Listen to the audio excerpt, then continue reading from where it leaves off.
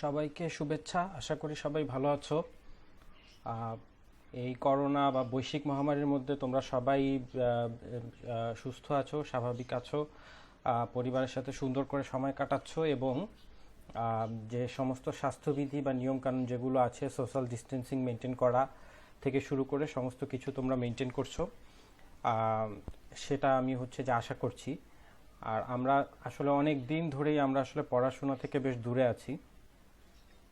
আমরা অপেক্ষা করছিলাম যে সব কিছু খুব দ্রুত স্বাভাবিক হবে এবং আমরা আমাদের যেই চিরাচরিত ট্রেডিশনাল যে সিস্টেম, অর্থাৎ ইন পার্সন টিচিং লার্নিং যে সিস্টেম, যেটা আমরা ক্লাসরুমে পাঠদান করে থাকি, সেই পদ্ধতিতে আমরা ফেরত যাব।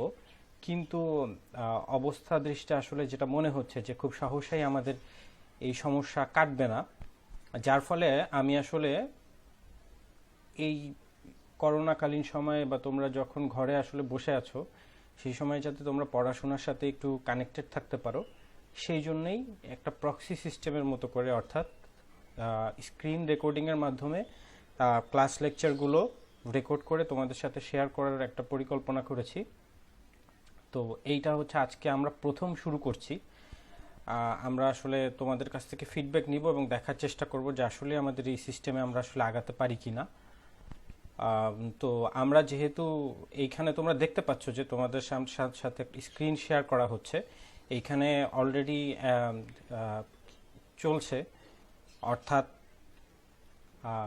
আমরা আসলে যে টপিকটা পড়াতে চাই বা যে বিষয় নিয়ে আমরা আসলে আলোচনা করব সেটার উপরে কিছু ডকুমেন্ট এখানে আছে। এটা সাধারণত আমি যখন ক্লাসরুমে ক্লাস নেই, সেটা আমাকে একটা হেল্পিং হ্যান্ড হিসেবে আসলে আমি এটা সাথে রাখি, যাতে আমি আসলে সিরিয়ালি মনে রাখতে পারি যে আমি আসলে কোন টপিকটার পরে কোন টপিকটা বলবো। তো এইখানেও আমি আসলে এইটা সাহায্য নিচ্ছি, অর্থাৎ মোটামুটি একটা বলতে পারো যে ছোটোখাটো এক ধরনের এটা হেল্পিং হ্যান্ড হিসেবে থাকে আমার কাছে। তো এইটা আমি এই ডকুমেন্টটা বা যেটা এটা তোমরা দেখতে পাচ্ছ, এটা কিছু করলে প্রেজেন্টেশন হিসেবেও শেয়ার করা যেত, বাট আমি আপাতত এটাকে ওয়ার্ড ফাইলেই রেখেছি। তো এইখানে এইটা আসলে তোমাদেরকে দেওয়া হবে না, কারণ তোমাদেরকে একটা টেক্সট বই অলরেডি দেওয়া আছে, সেই টেক্সট বই থেকেই তোমাদেরকে পড়তে হবে। এইটা শুধুমাত্র আমরা আমরা যেহেতু স্ক্রিন রেকর্ডিং এর মাধ্যমে ক্লাস নিচ্ছি, সেটার জন্য এটা এখানে থাকবে। ঠিক আছে? তো এইটা তোমাদেরকে এটা হার্ড কপি বা সফট কপি কোনোভাবেই আসলে প্রোভাইড করা হবে না। তোমাদেরকে বই পড়তে হবে এবং বই থেকেই যে এইখানে আমরা যা যা পড়বো বা শিখবো, সেটা তোমাকে বই থেকে পড়ে আবার সেটার সাথে রিলেট করতে হবে। তো উইদাউট এনি ফার্দার ডিলে আমরা আসলে আমাদের পড়াশোনায় চলে যাই। তো আমি যেহেতু আমাদের অনেক দিনের একটা গ্যাপ হয়ে গেছে, আমি চাচ্ছি যে শুরু থেকেই শুরু করার জন্য, অর্থাৎ আজকের ক্লাসটা যে আমাদের প্রথম চ্যাপ্টারের একটা রিভিউ ক্লাস হবে। তো তোমরা দেখতে পাচ্ছ যে এটা মাইক্রো ইকোনমিক্স এবং প্রেজেন্টেশন ওয়ান, এখানে লার্নিং অবজেক্টিভ, কোর্স সামারি এগুলো আছে। এগুলো নিয়ে আমি আলোচনা করতে চাই না। কোর্স কন্টেন্ট কী কী আছে এগুলো বাই দিস টাইম তোমরা জানো, যে তোমাদেরকে আসলে বা না জানলেও তোমরা যে সময়ের সাথে সাথে জেনে যাবে যে তোমাদের সিলেবাসটা আসলে কী বা কী কী পড়তে হবে। তো এইগুলোতে আমি আসলে যেতে চাচ্ছি না।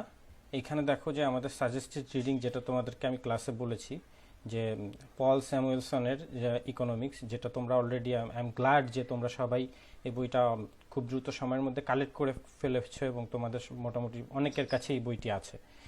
তো আমরা আসলে একদম শুরু থেকে শুরু করি, যে আমরা প্রথম থেকে আলোচনা করেছি ক্লাসে। তো আমি আসলে একটু দ্রুত যাব, তোমাদের যদি একটু বুঝতে অসুবিধা হয় তোমরা চাইলে একটু পজ করে নিয়ে এই লেখাটা কি আছে, এখানে কি লেখা আসছে সেটা একটু পড়ে নিতে পারো আগে। অর্থাৎ আমার কথা শোনার আগেই তুমি একটু পজ করে যদি একবার একটু রিডিং পড়ে নাও, যে স্ক্রিনে এই পয়েন্টটাতে, যেমন আমি যে ইকোনমিক্স নিয়ে কিছু ইন্ট্রোডাক্টরি কথা বলেছি, তো ইন্ট্রোডাক্টরি কথাগুলো তুমি যদি একটু পজ করে পড়ে নাও, তাইলে বোধহয় একটু সুবিধা হতে পারে। তো যেটা আমরা আলোচনা করছিলাম যে ইকোনমিক্স কি সোজা কথায় বলতে গেলে যে আমাদের যে অ্যাজ এ হিউম্যান বিং বা মানুষ হিসেবে আমাদের প্রত্যেকেরই বা প্রত্যেকটা সোসাইটিরই আসলে আনলিমিটেড ওয়ান্ট থাকে, তাই না? আমাদের আসলে চাহিদার কোনো শেষ নেই। কিন্তু সমস্যা যেটা যে আমাদের চাহিদা যেমন অফুরন্ত, আমাদের সম্পদ বা রিসোর্স কিন্তু অফুরন্ত না। আমাদের রিসোর্সের লিমিটেশনস আছে। অর্থাৎ যে কোনো কিছু যদি আমরা প্রডিউস করতে চাই, তার জন্য আমরা বলেছি যে আমাদের ল্যান্ড, লেবার, ক্যাপিটাল, টেকনোলজির দরকার। এই প্রত্যেকটার ক্ষেত্রেই যে আমাদের প্রত্যেকটা সোসাইটিরই কোনো না কোনো ক্ষেত্রে এইটার ল্যান্ড, লেবার, ক্যাপিটাল, টেকনোলজির লিমিটেশনস আছে, সময়ের লিমিটেশনস আছে। আমরা চাইলেই যে অফুরন্ত সময় নিয়ে সব কিছু এইভাবে প্রডিউস করতে পারবো না। তো কাজেই যেহেতু আমাদের চাহিদা অনেক বেশি কিন্তু আমাদের কাছে রিসোর্স কম, সো ইকোনমিক এই জন্যই হচ্ছে এইখান থেকে হচ্ছে ইকোনমিক্স অ্যাজ এ ডিসিপ্লিন এটা ইভলভ হয়েছে, যে ইকোনমিক্স মূলত ডিল করতে চায় যে আমরা কিভাবে এফিশিয়েন্টলি আমাদের রিসোর্সগুলোকে ইউটিলাইজ করতে পারি, যার মাধ্যমে কিনা আমরা আমাদের নিডগুলোকে বেস্ট স্যাটিসফাই করতে পারি। অর্থাৎ আমাদের যে স্বল্প রিসোর্স আছে সেটা দিয়ে আমরা কিভাবে আমাদের চাহিদাগুলোকে সর্বোচ্চ মাত্রায় পূরণ করতে পারি বা ফুলফিল করতে পারি, সেটি হচ্ছে ইকোনমিক্সের কাজ। সেটি নিয়ে ইকোনমিক্স কাজ করে। যদি আমাদের কোনো ধরনের অভাব না, অর্থাৎ কোনো ধরনের রিসোর্সের কোনো লিমিটেশন না থাকতো, তাহলে আমাদের আসলে ইকোনমিক্স পড়ার কোনো দরকারই হতো না। ইকোনমিক্সের যদি আমরা একটা ডেফিনেশন দিতে চাই, যেটা আমরা অলরেডি ক্লাসে আলোচনা করেছি, যে এল রবিন্সের একটা ডেফিনেশন যেটা বলছে যে economics is a science which studies human behavior as a relationship between ends and scarce means which have alternative uses.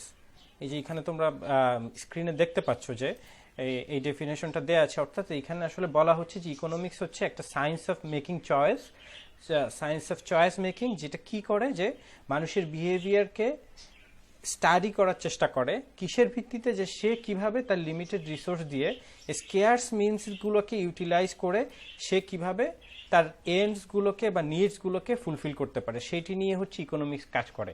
এখানে scarce means which have alternative use এই কথাটা বলা হয়েছে কারণ প্রত্যেকটা মিনসেরই আমাদের হচ্ছে কি অল্টারনেটিভ ইউজ আছে। তোমার কাছে যদি আজকে সেফার 100 টাকা থাকে, এই 100 টাকা দিয়ে তুমি সিনেমাও দেখতে পারো, তুমি ইচ্ছা করলে ফাস্টফুডও খেতে পারো, তুমি ইচ্ছা করলে কাউকে দানও করে দিতে পারো। এই প্রত্যেকটা হচ্ছে একটা অল্টারনেটিভ ইউজ ওই 100 টাকার। এখন এই 100টা টাকা তুমি আসলে কোন ক্ষেত্রে ইউজ করবা সেটা আসলে ডিপেন্ড করবে যে তোমার কোন জিনিসটা তোমার সবচেয়ে বেশি দরকার, বা কোন কোন খাতে খরচ করলে সেটা তোমাকে বেস্ট আউটপুট দিবে বা তোমার নিডটা বেস্ট মিট করবে, সেইটার উপর বেস করেই তোমাকে আসলে এই তোমার যে মিনস বা হচ্ছে তোমার যে রিসোর্সটা আছে সেটাকে খরচ করতে হবে। তো সেটি আসলে এখানে বলা হয়েছে। এটা নিয়ে অনেক আলোচনা হয়েছে ক্লাসে, আমি এটা নিয়ে আর ডিটেল আলোচনা করতে চাই না। এখানে আরো কিছু কথাবার্তা আছে ওই হচ্ছে যে আমরা যে ডেফিনেশনটা পড়লাম সেটারই একটু এক্সপ্লেনেশন দেওয়া আছে। তো ইকোনমিক্সকে বেসিক্যালি দুইটা ব্রড ক্যাটাগরিতে ভাগ করা হয়। তোমরা জানো যে একটা হচ্ছে যে মাইক্রো আর একটা ম্যাক্রো। মাইক্রো ইকোনমিক্স সে কি করে, মাইক্রো ইকোনমিক্স আসলে ইন্ডিভিজুয়াল এন্টিটি বা ইন্ডিভিজুয়াল ফার্ম, ইন্ডিভিজুয়াল কোন একটা সেক্টর, সেইটাকে নিয়ে আসলে কাজ করে। ইন্ডিভিজুয়াল লেভেলের বা হচ্ছে যে ইন্ডিভিজুয়াল ডিসিশন মেকিং বা ইন্ডিভিজুয়াল বিহেভিয়ার এইগুলো নিয়ে কাজ করে। ম্যাক্রো ইকোনমিক্স কাজ করে হচ্ছে overall performance of the economy of a nation, সেটা নিয়ে কাজ করে। অর্থাৎ মাইক্রো ইকোনমিক্সের ক্ষেত্রে আমরা যেরকম আমাদের যে বিভিন্ন ধরনের শিল্প বা সেক্টর আছে, খাত আছে, বিভিন্ন ধরনের ইন্ডাস্ট্রি আছে, সেইগুলো নিয়ে আমরা আলোচনা করব। আর ম্যাক্রো ইকোনমিক্সের ক্ষেত্রে হচ্ছে আমরা ব্রড ইকোনমিক ইস্যুসগুলো নিয়ে আলোচনা করব। যেমন ভেরি রিসেন্টলি তোমরা জানো যে বাজেট পাস হয়েছে আমাদের, অর্থাৎ বাজেট উত্থাপন করা হয়েছে সংসদে। তো বাজেট কিন্তু এটা কিন্তু ম্যাক্রো ইকোনমিকতে পড়াশোনার একটা বিষয়। হ্যাঁ, কারণ এই বাজেটটা হচ্ছে পুরা কান্ট্রি ওয়াইড, পুরা কান্ট্রির হচ্ছে যে ইকোনমিক ইস্যুগুলোকে সলভ করার জন্য বা সেইটা নিয়ে হচ্ছে যে কাজ করে। তারপরে এছাড়াও যেমন আমরা জানি যে আমাদের বিভিন্ন ধরনের আদার্স যে সমস্ত ফিসকাল মনিটারি পলিসি যেগুলো নেওয়া হয়, এগুলো সব হচ্ছে ম্যাক্রো ইকোনমিক্সের মধ্যে আলোচনার বিষয়। আর যে সমস্ত বিষয়গুলো হচ্ছে যে স্পেসিফিক সেক্টর বা ইন্ডিভিজুয়াল ফার্ম বা ইন্ডিভিজুয়াল পার্সনস ডিসিশন মেকিং নিয়ে কাজ করে, সেইগুলোকে আমরা আলোচনা করি মাইক্রো ইকোনমিক্সের মধ্যে। সো এইখানে হচ্ছে ব্রড দুইটা ডিস্টিংশন আছে, মাইক্রো আর ম্যাক্রো। এরপরে আসো যে আমাদের আরো দুইটা দিক পার্সপেক্টিভ থেকে আমরা ইকোনমিক্সকে ভাগ করতে পারি। সেটা হচ্ছে একটা হচ্ছে আমরা বলতেছি যে পজিটিভ ইকোনমিক্স, আর একটা হচ্ছে নর্মেটিভ ইকোনমিক্স। পজিটিভ ইকোনমিক্সকে এটা বেসিক্যালি ফ্যাক্টস অ্যান্ড ফিগার্স নিয়ে কাজ করে, এভিডেন্স বেসড জিনিসপত্র নিয়ে কাজ করে। যেমন এই যে বাজেটটা আমাদের দেওয়া হলো, এই বাজেটের ফলে আসলে কি হবে, কোন কোন কোন জিনিসপত্রের দাম বাড়বে, কোন কোন সেক্টর আসলে সুবিধা পাবে, কারা বেশি সুবিধা পাবে, কারা কম সুবিধা পাবে, এই ধরনের, অর্থাৎ এভিডেন্সের উপর বেস করে আমরা যখন ইকোনমিক্সের কোন একটা ইস্যু নিয়ে আলোচনা করব সেটাকে আমরা বলবো পজিটিভ ইকোনমিক্স। আর নর্মেটিভ ইকোনমিক্সটা হচ্ছে যে এটা এভিডেন্স বেস না, এটা হচ্ছে এথিক্যাল পার্সপেক্টিভ থেকে। যেমন বাজেটেরই তোমরা জানো যে একটা পার্ট আছে যে ট্যাক্স কোন কোন জিনিসের উপরে বসবে, তো ট্যাক্স কোনটার উপরে বসানো উচিত, কোনটার উপরে বসানো উচিত না, কোন জায়গায় বাড়ানো উচিত, কোন জায়গায় বাড়ানো উচিত না, সেইটা যখন আমি আলোচনা করব, অর্থাৎ আমার মোরাল বা ভ্যালুসের জায়গা থেকে যখন আমি কোনো একটা কিছু বোঝার চেষ্টা করব, সেইটাকে আমরা বলছি হচ্ছে যে সেইটা হচ্ছে যে আমাদের নরমেটিভ ইকোনমিক্সের অংশ। কাজে এই জায়গায় একটু বোঝার আছে। বাজেট ঘোষণা দিয়ে দেওয়ার ফলে হচ্ছে যে আমরা যে যে সমস্ত জিনিসের দেখতে পাচ্ছি যে কোন জিনিসের দাম বাড়বে, কোন জিনিসের দাম কমবে এবং এর ফলে কি কি এফেক্ট পড়তে পারে, সেইটা যখন আলোচনা করব সেটা হচ্ছে পজিটিভ ইকোনমিক্সে চলে যাবে। আর কোনটা করা উচিত কোনটা উচিত না সেইটা নিয়ে যখন আমরা আলোচনা করব সেটা আসলে চলে যায় হচ্ছে নরমেটিভ ইকোনমিক্সের মধ্যে। ঠিক আছে? তো পজিটিভ ইকোনমিক্স হচ্ছে ফ্যাক্টস বা এভিডেন্স বেসড অ্যানালাইসিস, আর নরমেটিভ ইকোনমিক্সটা হচ্ছে এটা ফ্যাক্টস বা এভিডেন্স বেসড না, এটা হচ্ছে বিয়ন্ড দ্যাট, এটা হচ্ছে যে এথিক্যাল ইস্যুসগুলো নিয়ে কাজ করে এবং এইখানে মোরালিটি এগুলো basically debatable issue. Normative economics basically debatable ইস্যুগুলো নিয়ে কাজ করে, যে অর্থাৎ যে ইস্যুগুলো নিয়ে ডিবেট করার জায়গা আছে সেইটা। আর পজিটিভ ইকোনমিক্স মূলত ফ্যাক্টস নিয়ে কাজ করে। এই দুইটা জিনিস তোমরা একটু মাথায় রাখলে বোধহয় বুঝতে সহজ হবে। আচ্ছা, আমরা অলরেডি আলোচনা করেছিলাম যে একটা ইকোনমিতে তিনটা সেন্ট্রাল প্রবলেমস আছে। হ্যাঁ, প্রবলেমগুলো কি কি? হোয়াট টু প্রডিউস, অর্থাৎ আইডেন্টিফাইং প্রবলেম, অর্থাৎ কি আমি প্রডিউস করব। বাংলাদেশের মতো একটা কান্ট্রি, সে কি আসলে স্টিল প্রোডাক্ট প্রডিউস করবে, সে কি এগ্রিকালচারাল প্রোডাকশনে যাবে, নাকি সে আরএমজির মতো গুডস, কোন জায়গাতে সে আসলে ফোকাস করবে, কোন জিনিসটা সে নিজে প্রডিউস করবে, কোন জিনিসটা সে বাইরের অন্য একটা দেশ থেকে কিনে নিয়ে আসবে। এইগুলো সব কিছু ডিপেন্ড করে হচ্ছে যে এই ধরনের আইডেন্টিফাইং প্রবলেমের উপর, অর্থাৎ আমি আসলে কি প্রডিউস করতে চাই, কোন জিনিসটা আমার নিজে প্রডিউস করা উচিত, কোন জিনিসটা আমার অন্যের কাছ থেকে বাই করা উচিত, কোন জিনিসটা আমার একদমই প্রডিউস করা উচিত না। এই সমস্ত ইস্যুসগুলো হচ্ছে যে এইটা হচ্ছে একটা ইস্যু। আরেকটা ইস্যু হচ্ছে আমি কিভাবে প্রডিউস করব, এটা হচ্ছে টেকনোলজিক্যাল প্রবলেম। কোন মেথডে আমি হচ্ছে যে এই জিনিস কোন একটা কিছু প্রডিউস করতে পারবো।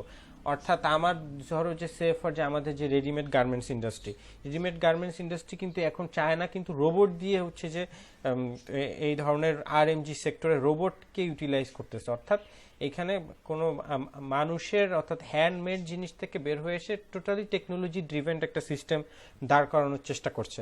কিন্তু আমরা কিন্তু আবার অনেকটা ট্রেডিশনাল এবং এক ধরনের মডার্ন টেকনোলজি এবং আমাদের যে ট্রেডিশনাল অর্থাৎ আমাদের যে চিপ লেবার ফোর্স আছে সেইটাকে ইউটিলাইজ করে কিভাবে এই আরএমজি সেক্টরটাকে চালানো যায় সেটা নিয়ে আমরা কাজ করছি। কাজেই এইখানে কিন্তু আমার টেকনোলজি কোনটা আমি ইউজ করব, কতটুকু ইউজ করব, সেইটা নিয়ে অনেক ডিবেটের জায়গা আছে। এটা একটা প্রবলেম এবং এইটা আইডেন্টিফাই করার দরকার আছে এবং এই প্রবলেম সলভ করার প্রয়োজন আছে। কাজেই আমরা থ্রি সেন্ট্রাল প্রবলেমস অফ এ সোসাইটির মধ্যে দুইটা আমরা পেলাম। লাস্টটা হচ্ছে ফর হুম টু প্রডিউস, কার জন্য আমি আসলে প্রডিউস করব, অর্থাৎ আমার যে প্রোডাকশন হবে সেটি আসলে কোন কোন প্রোডাক্টটা আসলে কারা কারা হচ্ছে যে এটার হচ্ছে যে ভোক্তা হবে। আমার দেশে আমি যে আরএমজি গুড প্রডিউস করি সেটা কিন্তু আমার দেশের মানুষের জন্য প্রডিউস করি না, সেটা আসলে প্রডিউস করি আমরা বাইরের দেশের বায়ারদের জন্য, অর্থাৎ যারা অনেক বেশি অর্থ খরচ করে একটা ফর যে 5,000 টাকা দিয়ে একটা শার্ট কিনে পরার এবিলিটি তো আমার দেশের মানুষের খুব কম মানুষেরই আছে, কিন্তু এটা যখন আমি বাইরের দেশে এই ধরনের অনেক বায়ার আছে যারা এত দাম দিয়ে হচ্ছে যে আমার শার্ট কিনতে পারে। কাজে আমাদের আরএমজি যে সেক্টরটা এটা কিন্তু পুরাটাই এক্সপোর্ট ওরিয়েন্টেড সেক্টর। কেন? কারণ হচ্ছে যে আমি আসলে এটা প্রডিউস করি বিদেশিদের জন্য, ফরেনারদের জন্য বা উন্নত বিশ্বের মানুষদের জন্য, এটা আমি আমার নিজের দেশের মানুষের জন্য করি না। আবার আমি যে এগ্রি গুডটা প্রডিউস করি আমার দেশে যে যে সমস্ত মাছ চাষ হয় সেইটার কিন্তু মেইনলি আমরা চেষ্টা করি যে আমার নিজেদের চাহিদাটা মিটানোর ক্ষেত্রে, অর্থাৎ আমরা ফুডে সেলফ সাফিসিয়েন্ট হওয়ার চেষ্টা করি। তারপরে যদি আমাদের এক্সেস থাকে তখন হয়তো আমরা বাইরের কান্ট্রিতে হচ্ছে যে এক্সপোর্ট করার চিন্তা করি। কাজেই প্রত্যেকটা জিনিস প্রডিউস করার আগে আমার একটা ইকোনমিকে চিন্তা করতে হয় যে আমি আসলে এই জিনিসটা যে প্রডিউস করছি সেটা আসলে কার জন্য প্রডিউস করছি। হ্যাঁ, আর এই যে এইটার আমরা বলতে চাচ্ছি যে এই যে তিনটা যে প্রবলেম আছে এই তিনটা সলিউশনও আছে, তিনটা সিস্টেম হচ্ছে যে এই তিনটা প্রবলেমকে নিয়ে কাজ বা ডিল করার জন্য তিনটা সিস্টেম হচ্ছে যে ফলো করা যেতে পারে। একটা হচ্ছে এন্টায়ারলি হচ্ছে যে মার্কেট ইকোনমিতে যাওয়া যেতে পারে। মার্কেট ইকোনমি কি? এখানে হচ্ছে যে কোনো ধরনের গভর্নমেন্ট ইন্টারভেনশন থাকে না, একদম ইন্ডিভিজুয়াল ক্রেতা বিক্রেতারা তারাই হচ্ছে যে হয় ডিসিশন মেকার, অর্থাৎ ইন্ডিভিজুয়াল ফার্মস যেগুলো থাকে তারাই হচ্ছে যে মেইন ডিসিশনটা নেয় যে একটা মার্কেটে আসলে কি প্রডিউস করা হবে, কিভাবে প্রডিউস করা হবে, কার জন্য প্রডিউস করা হবে।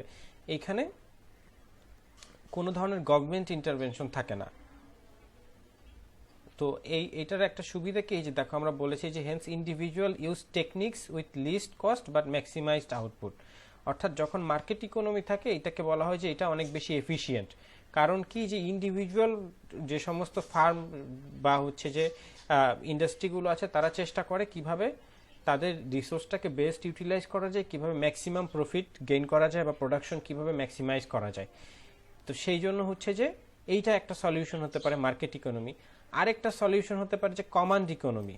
কমান্ড ইকোনমি কি, এইখানে হচ্ছে গভর্নমেন্টই রিসোর্সগুলোকে ওন করে, গভর্নমেন্টই রিসোর্সগুলোকে ওন করে অনেকটা হচ্ছে যে তোমার কমিউনিস্ট বা সমাজতান্ত্রিক যে চিন্তাভাবনা সেইখান থেকেই কমান্ড ইকোনমির হচ্ছে যে বিষয়টা বা চিন্তাভাবনাটা আসলে গ্রো করেছে। যে সেইখানে বলে যে গভর্নমেন্ট হচ্ছে যে তার সমস্ত রিসোর্সের হচ্ছে যে এক ধরনের ওনারশিপ থাকে, গভর্নমেন্টই হচ্ছে যে ডিসিশন মেকার, গভর্নমেন্টই ডিসিশনগুলো নেয় যে what to produce, for whom to produce and how to produce. আর কনজিউমার্সদের এই ক্ষেত্রে কোনো ধরনের বা হচ্ছে কনজিউমার বা প্রডিউসারদের আসলে কোনো ফ্রিডম থাকে না। গভর্নমেন্টই ঠিক করে দেয় যে তুমি এই জিনিস এতটুকু পরিমাণ প্রডিউস করতে পারবে, তুমি মার্কেটে এত টাকায় এই প্রোডাক্টটা সেল করতে পারবে।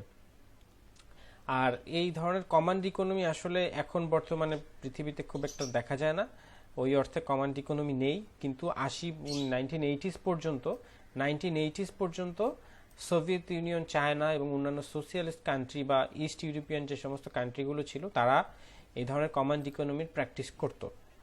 আচ্ছা, আরেকটা যেটা হচ্ছে আমরা বলতে চাচ্ছি যে মিক্সড ইকোনমি। মিক্সড ইকোনমি কি, mixed economy is basically command আর মার্কেট ইকোনমির এক ধরনের কম্বিনেশন। অর্থাৎ এইখানে মার্কেটগুলোরও কিছু ধরনের ফ্রিডম থাকে, অর্থাৎ মার্কেট ইকোনমির মতো ইন্ডাস্ট্রিয়ালিস্ট যারা থাকে বা হচ্ছে প্রডিউসার যারা থাকে তাদেরও ফ্রিডম থাকে, কিন্তু গভর্নমেন্ট আবার এক ধরনের ওভারঅল বা হচ্ছে অথরিটি হচ্ছে যে এক ধরনের ওভারঅল মনিটরিংও রাখে। যেমন আমরা যখন আমাদের দেশে আমরা রোজার মাসে দেখি যে গভর্নমেন্ট বিভিন্ন পণ্যের মূল্য তালিকা নির্ধারণ করে দেয় যে কোনো একটা পণ্য এত টাকার বেশি বিক্রি করা যাবে না, এত দামে সর্বোচ্চ খুচরা মূল্য এত। এই যে গভর্নমেন্ট এক ধরনের, অর্থাৎ মার্কেটে কোনো ধরনের সিন্ডিকেট হচ্ছে কিনা, কোনো ধরনের কারসাজি হচ্ছে কিনা, অনৈতিক কোনো কিছু হচ্ছে কিনা, এইগুলো গভর্নমেন্ট হচ্ছে যে মনিটর করে। তো এই মিক্সড ইকোনমিটাই হচ্ছে যে এখন সারা পৃথিবীতে বর্তমানে দেখা যায়। আর প্রায় সব কান্ট্রি হচ্ছে এক ধরনের কোনো না কোনো ধরনের মিক্সড ইকোনমি হচ্ছে যে ফলো করে। একদম পারফেক্ট মার্কেট ইকোনমিও কোথাও ওই অর্থে পাওয়া যাবে না, আবার কমান্ড ইকোনমিতে এখন নেই। এইখানে আমরা দেখো আরেকটা কথা বলেছি যে ইউএসএ, ইউকে, জাপান এরা হচ্ছে মার্কেট ইকোনমির এক্সাম্পল হিসেবে নেওয়া যায়, কারণ এরা হচ্ছে যে এই মিক্সড ইকোনমির মধ্যে পড়লো একেবারেই খুবই মার্কেট ওরিয়েন্টেড তাদের হচ্ছে যে প্রোডাকশন সিস্টেমটা। কিন্তু তারপরেও দেখো যে government provide social services, protect environmental pollution. Government তারপরেও কিছু ধরনের, অর্থাৎ পুরো সিস্টেমটাকে যাতে ঠিকভাবে রান করানো যায় সেই জন্য গভর্নমেন্ট বেশ কিছু ধরনের প্রোটেক্টিভ মেজার্স হচ্ছে নিয়ে থাকে। তো এই হচ্ছে যে আমাদের তিন ধরনের ইকোনমিক সিস্টেম। এখানে একটা ডায়াগ্রামে হচ্ছে দেখানোর চেষ্টা করা হয়েছে। দেখো যে বেসিক ইকোনমিক সিস্টেম এটা কোত্থেকে গ্রো করতেছে, আনলিমিটেড ওয়ান্টস, লিমিটেড রিসোর্স থেকে। সেখান থেকে আমাদের তিনটা প্রবলেম, যে একটা হচ্ছে what to produce, how to produce আর ফর হুম টু প্রডিউস।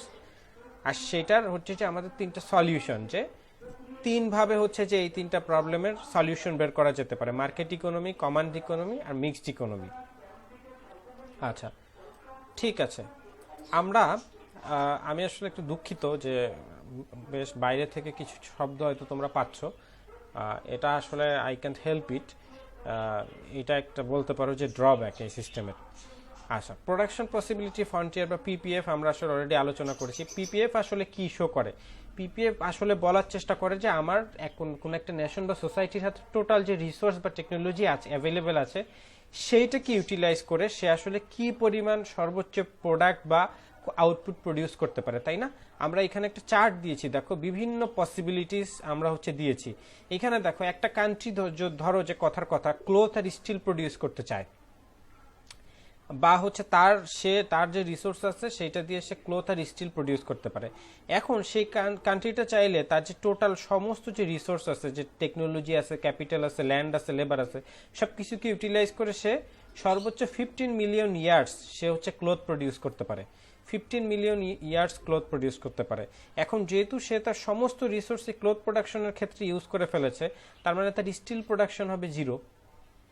এখন সেই কান্ট্রিটা যদি চায় যে আমার আসলে শুধু ক্লোথ দিয়েই চলবে না, আমার আসলে কিছু স্টিলও প্রডিউস করা প্রয়োজন, এখন সে যখন 0 ইউনিট স্টিল থেকে 1 ইউনিট স্টিলে শিফট করলো, তখন কি আর সে আগের মতো 15 ইউনিট ক্লোথ প্রডিউস করতে পারবে? সেইটা তখন আর সম্ভব হবে না। তখন তাকে আবার ক্লোথের প্রোডাকশনটা কমিয়ে নিয়ে আসতে হবে। অর্থাৎ এখন সে যেহেতু 1 ইউনিট স্টিল প্রডিউস করছে, এক্সট্রা 1 ইউনিট স্টিল প্রোডাকশনে তার রিসোর্স খরচ হচ্ছে, এখন সে ক্লোথ তাকে 15 ইউনিট থেকে কমায় 14 ইউনিটে নিয়ে আসতে হচ্ছে।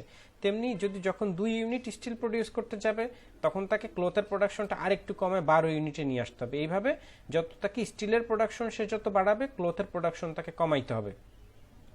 আবার যদি স্টিলের প্রোডাকশন কমায়, তাহলে আবার সে আবার চাইলে তার সমস্ত রিসোর্স ইউজ করে ক্লোথ প্রোডাকশন বাড়াতে পারবে। কাজেই in order to get some steel, the country must sacrifice some amount of cloth, তাই না? এইখানে দেখো যে আমরা একটা ওই যে আমাদের উপরে যে গ্রাফটা, সেইটাকে আমরা আর উপরের চার্টটাকে বা টেবিলটাকে আমরা একটা গ্রাফ হিসেবে দেখানোর চেষ্টা করেছি।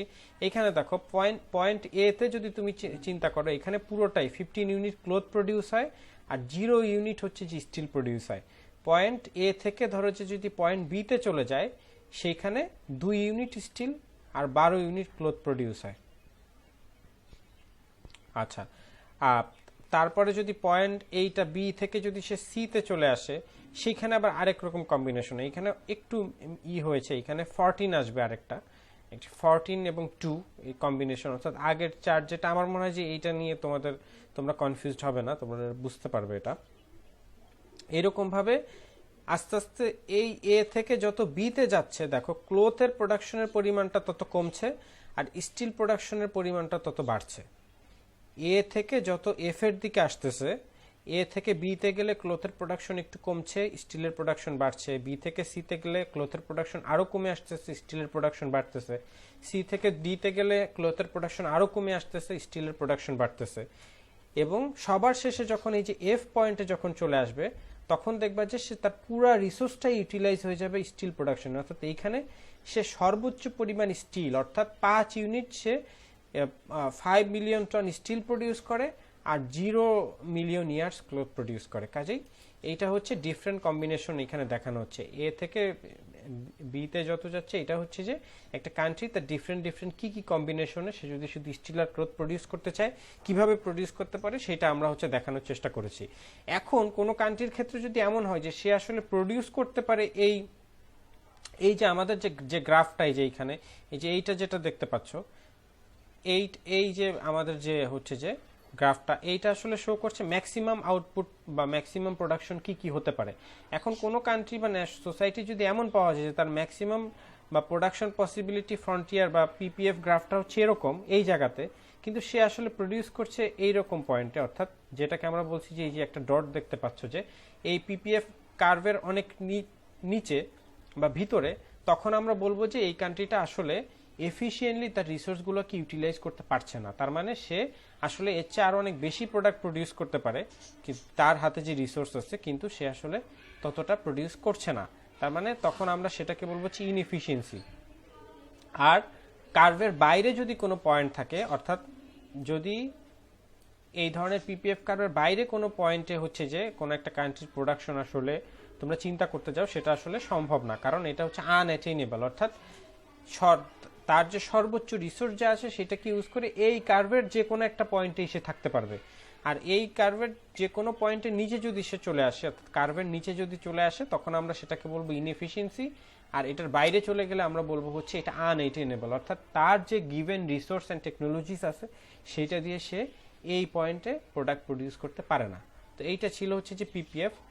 এখন আমরা যদি পিপিএফ এর একটা অ্যাপ্লিকেশন দেখার চেষ্টা করি, একটা অ্যাপ্লিকেশন তোমরা নিজেরা খুব চিন্তা করলেই বুঝতে পারবে যে পিপিএফ এর ক্ষেত্রে যে পোর ভার্সেস রিচ নেশনগুলোর ক্ষেত্রে আসলে কি হয়। পোর কান্ট্রিগুলো সাধারণত তাদের যে ইনকাম থাকে বা তাদের যে রিসোর্স থাকে, এখানে দেখো আমরা হরাইজন্টাল এক্সিসে আমরা লাক্সারি রেখেছি, আর ভার্টিক্যাল এক্সিসে আমরা লাক্সারি আইটেমগুলো রেখেছি, আর হরাইজন্টাল এক্সিসে আমরা রেখেছি নেসেসিটি। তো পোর কান্ট্রিগুলোর ক্ষেত্রে সাধারণত যেটা হয় যে পোর কান্ট্রিগুলো তার যে রিসোর্স আছে সেটাকে সে তার নেসেসিটিগুলোকে মিট করার জন্যই হচ্ছে যে তার রিসোর্সগুলো ইউটিলাইজ হয়ে যায়। এখানে দেখো একটা পোর নেশনের তার প্রোডাকশন পিপিএফ পয়েন্টে সে এই জায়গাতে অবস্থান করে, অর্থাৎ যেখানে তার প্রায় পুরাটাই নেসেসিটি খুব সামান্য, দেখো এখানে ভার্টিক্যালি খুব সামান্য একটু উচ্চতায় আছে এই প্রোডাকশন পয়েন্টটা। তার মানে এটা বোঝাচ্ছে যে এটা খুব কম লাক্সারিয়াস গুডস প্রডিউস করে, তার ম্যাক্সিমাম যে রিসোর্স আছে সেই পুরাটাই হচ্ছে নেসেসিটির পিছনে খরচ হয়ে যায়। পক্ষান্তরে তুমি যদি একটা রিচ নেশনের কথা চিন্তা করো, অর্থাৎ একটা রিচ সোসাইটি, সে যেটা করে দেখো তার পিপিএফ এর দেখো কোন জায়গাতে সে আছে, এইরকম বি পয়েন্টে আছে। বি পয়েন্টটা কি ইন্ডিকেট করছে যে এখানে দেখো সে বেশ অনেকটা লাক্সারি পণ্য প্রডিউস করে, আবার অনেকটা নেসেসিটি গুডস প্রডিউস করে। অর্থাৎ একটা গরিব রাষ্ট্র বা গরিব নেশন যখন তার সমস্ত রিসোর্স দিয়ে তার নেসেসিটিগুলোকে, তার খাদ্য, বস্ত্র, বাসস্থান এইগুলোকে মিট আপ করার জন্যই যখন তার হচ্ছে যে সমস্ত রিসোর্স সে ইউটিলাইজ করে ফেলে বেসিক নিডসগুলো ফুলফিল করার জন্য, একটা রিচ কান্ট্রির ক্ষেত্রে যেটা হয় যে সে একই সাথে তার বেসিক নেসেসিটিসগুলোও ফুলফিল করে এবং সেই সাথে অনেকটা লাক্সারি পণ্যও সে উৎপাদন করে। কাজে এইটা হচ্ছে যে তুমি যদি একটা পোর এবং রিচ কান্ট্রির পিপিএফ দেখার চেষ্টা করো এবং তার যে উৎপাদিত পণ্য এবং সেবা আছে সেটাকে যদি ব্রড দুইটা ক্যাটাগরিতে ভাগ করো, লাক্সারি আর নেসেসিটিস, তখন তুমি এই ধরনের সাধারণত হচ্ছে যে পিপিএফ কার্ভের পয়েন্ট পাবে। অর্থাৎ পোর কান্ট্রির ক্ষেত্রে এরকম একটা জায়গায় পাবে যেখানে নেসেসিটিতেই সব খরচ হয়ে যায়, আর রিচ কান্ট্রির ক্ষেত্রে দেখবে যে নেসেসিটি প্লাস লাক্সারি দুইটাই তারা হচ্ছে যে অ্যাফোর্ড করার বা প্রডিউস করার চেষ্টা করে। আচ্ছা, আমরা যদি তিনটা কান্ট্রির, এইখানে আমরা একটা উদাহরণ দিয়েছি, আমরা একটা ক্লাসে দেখিয়েছিলাম যে বিফোর অ্যান্ড আফটার ইনভেস্টমেন্ট। আচ্ছা, এইখানে যেটা করেছি আমরা যে ভার্টিক্যাল এক্সিসে আমরা ক্যাপিটাল ইনভেস্টমেন্ট রেখেছি আর হরাইজন্টাল এক্সিসে কারেন্ট কনজাম্পশন রেখেছি। দেখো কান্ট্রি A1 বা এই যে কান্ট্রিটা যেটা আছে, এ কি করে, সে তার যে টোটাল যে ইনকাম আছে তার পুরোটাই হচ্ছে যে প্রায় কারেন্ট কনজাম্পশনের পিছনে খরচ করে ফেলে, যার ফলে তার সেভিংস খুব কম থাকে। আর ইনভেস্টমেন্ট মূলত হয় হচ্ছে সেভিংস থেকে, অর্থাৎ আমি যদি আজকে 100 টাকা ইনকাম করি, আমি যদি সে 100 টাকা থেকে 30টা টাকা বাঁচাইতে পারি, এই 30টা টাকা আমি পরে অন্য কোন এক জায়গায় ইনভেস্ট করে সেখান থেকে আরো বেশি প্রফিট জেনারেট করতে পারবো। আর আমি যদি 100 টাকার মধ্যে 95 টাকাই খেয়ে ফেলি, তাহলে আমার হাতে থাকতেছে 5 টাকা। কাজেই আমি ফিউচারের জন্য জমা রাখতে পারবো খুব কম এবং সেখানকার কারণে আমার ইনভেস্টমেন্টও হবে খুব কম। কাজেই ইনভেস্টমেন্টের একটা পূর্ব শর্ত হচ্ছে সেভ করা, সেভিংস করা। তো কোন একটা কান্ট্রি যদি সে তার নিজে যা ইনকাম করে, টোটাল তার যে উৎপাদিত পণ্য সেবা বা তার যে মূল্যমান আছে বা তার যে টোটাল যে ইনকাম হয় সেইটার পুরোটাই যদি সে কনজিউম করে ফেলে বর্তমানের জন্য, তাহলে ফিউচারের জন্য, তার ফিউচার ইনভেস্টমেন্টের জন্য তার খুব তেমন কিছু থাকবে না। এবং তোমরা দেখতে পাচ্ছ যে নিয়ার ফিউচারে বা ফিউচারে তার পিপিএফ কার্ভ বা তার টোটাল হচ্ছে যে কনজাম্পশনের পরিমাণটাও হবে কম, যেহেতু সে ফিউচারের জন্য ইনভেস্ট করেছে কম, ফিউচারে তার প্রোডাকশনও হবে কম এবং তার দেখো পিপিএফ কার্ভটা অনেক ছোট তুলনামূলক। আবার এইখানে যে আমরা যে আরেকটা নেশনের কথা যদি বলি যে A2, এই নেশনটা দেখো সে কারেন্ট কনজাম্পশনও তার এতটুকু, এই যে এতটুকু কারেন্ট কনজাম্পশনও করে, আবার তার বেশ ক্যাপিটাল ইনভেস্টমেন্টও আছে, অর্থাৎ ফিউচারের জন্য সে বেশ অনেকটা ইনভেস্ট করেছে।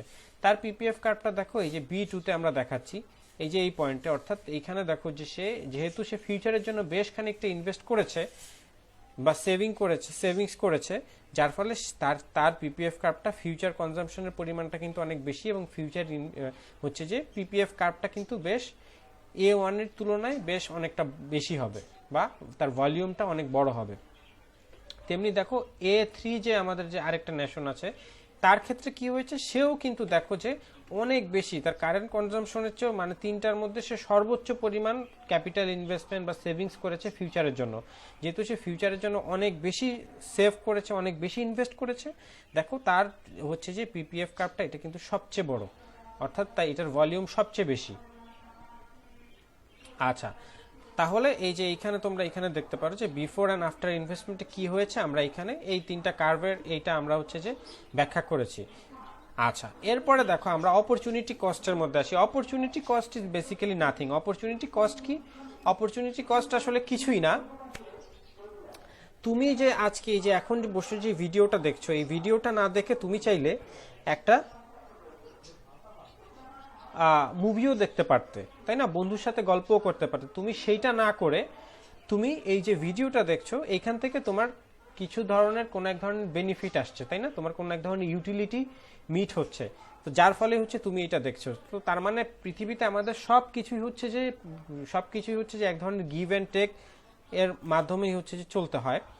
অর্থাৎ আমাদেরকে কিছু পাইতে গেলে কিছু আসলে স্যাক্রিফাইস করতে হয়, তাই না? তুমি যদি পড়াশোনায় ভালো করতে চাও তাহলে তোমাকে হচ্ছে যে খেলাধুলা বা অন্যান্য মুভি দেখা বা অন্যান্য অনেক জায়গা থেকে তোমাকে হচ্ছে সময় বাঁচিয়ে পড়াশোনার জন্য বেশি সময় ইনভেস্ট করতে হবে। তো opportunity cost is basically nothing, অর্থাৎ অপরচুনিটি কস্ট আসলে বলতে চায় in order to gate something আমরা আসলে কি কি স্যাক্রিফাইস করছি, যা স্যাক্রিফাইস করছি সেইটাই অপরচুনিটি কস্ট। তুমি একটা সিনেমা না দেখে তোমার একটা ক্লাস লেকচারের ভিডিও দেখছো, এইখানে তোমার অপরচুনিটি কস্ট হচ্ছে ওই যে সিনেমা দেখাটা, ওই সিনেমা দেখাটা হচ্ছে তোমার হিসেবে এটা হচ্ছে অপরচুনিটি কস্ট। ওই অপরচুনিটিটা তুমি হচ্ছে যে ফরগন করলা, বা ওই অপরচুনিটি কস্টটা তুমি হচ্ছে ইগনোর করে যেখানে তোমার অপরচুনিটি মানে হচ্ছে যে অপরচুনিটিটা কম্পারেটিভলি বেশি সেইটাকে তুমি হচ্ছে যে রিসিভ করছো, এইটাই হচ্ছে অপরচুনিটি কস্ট। এইখানে দেখো আমরা দুইটা কমিউনিটির কথা বলছি, অর্থাৎ এক ভার্টিক্যাল এক্সিসে আমরা এক্স রেখেছি, হরাইজন্টাল এক্সিসে আমরা ওয়াই রেখেছি। এইখানে দেখো এই পয়েন্টটাতে দেখো সে 2 ইউনিট ওয়াই প্রডিউস করছে আর 250 ইউনিট হচ্ছে যে এক্স প্রডিউস করছে। এখন সে যদি ওয়াই এর প্রোডাকশনটা বাড়াইতে চায়, অর্থাৎ 2 থেকে যদি সে 3-তে আসতে চায়, 2 পয়েন্ট থেকে যদি 3 পয়েন্টে আসতে চায়, তাহলে তাকে আসলে অর্থাৎ in order to get some more Y the nation must give up some হচ্ছে এক্স, তাই না? কারণ এই পয়েন্টে দেখো সে তার ওয়াই এর প্রোডাকশনটা বাড়ছে, 2 থেকে 3-তে আসছে, কিন্তু এক্স এর প্রোডাকশনটা আবার কমে আসছে। তাইলে 1 ইউনিট, অর্থাৎ এই যে 2 থেকে যে 3-তে গেল, 1 ইউনিট ওয়াই এর অপরচুনিটি কস্ট হচ্ছে 50 ইউনিট এক্স। এই যে এখানে আমরা বলে দিয়েছি যে the opportunity cost of 1 unit extra y is 50 units of extra x foregone, অর্থাৎ আমার 1 ইউনিট এক্সট্রা ওয়াই পাওয়ার জন্য আমাকে 50 ইউনিট এক্স স্যাক্রিফাইস করতে হলো। এই যে 50 ইউনিট এক্স আমি স্যাক্রিফাইস করলাম, এইটাই হচ্ছে আমার opportunity cost in order to get extra 1 unit of Y. তো আজকের আমাদের রিভিউ এটা হচ্ছে এই পর্যন্তই। এরপর আর আশা করি যে তোমরা এখান থেকে কিছুটা হলে উপকৃত হবে এবং তোমরা ফিডব্যাক জানাবে যে এটা তোমাদের আসলে কেমন লাগলো। ধন্যবাদ সবাইকে।